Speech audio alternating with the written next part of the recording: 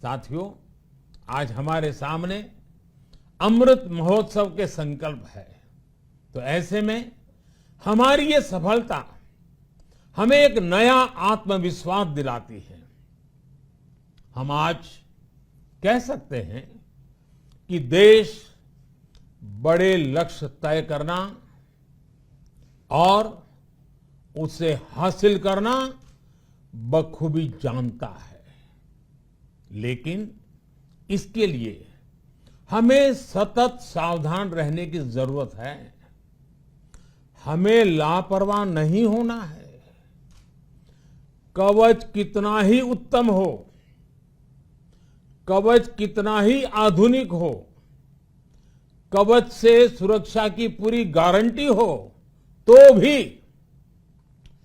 जब तक युद्ध चल रहा है, हथियार नहीं डाले जाते। मेरा आग्रह है कि हमें अपने त्योहारों को पूरी सतर्कता के साथ ही मनाना है। और जहां तक मास्क का सवाल है, कभी कभी जरा, लेकिन अब तो डिजाइन की दुनिया भी मास्क में प्रवेश चुकी है।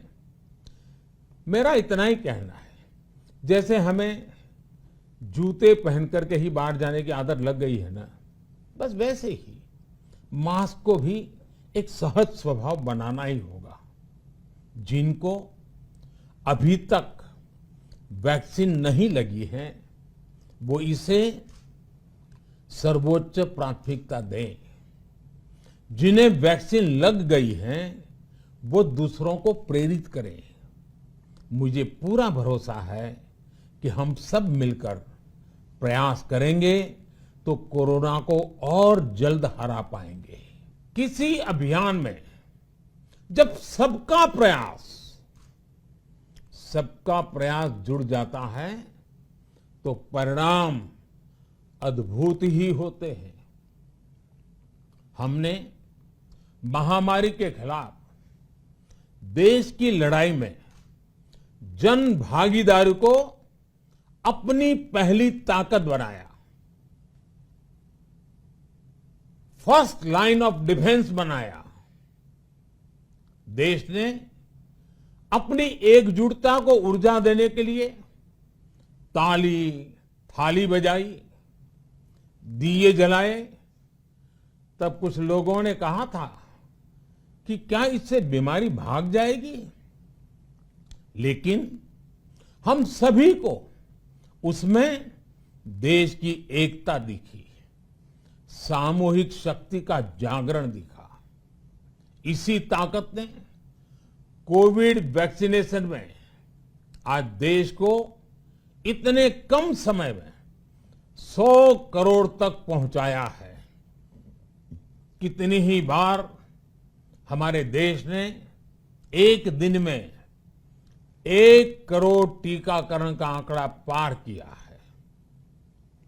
ये बहुत बड़ा सामर्थ्य है, प्रबंध कौशल है, टेक्नोलॉजी का बेहतरीन इस्तेमाल है, जो आज बड़े बड़े देशों के पास भी नहीं है। साथियों, भारत का पूरा वैक्सीनेशन प्रोग्राम विज्ञान की कोख में जन्मा है,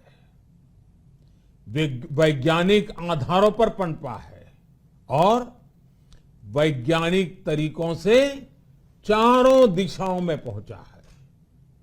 हम सभी के लिए गर्व करने की बात है कि भारत का पूरा vaccination program science born, science driven और साइंस बेस्ड रहा है।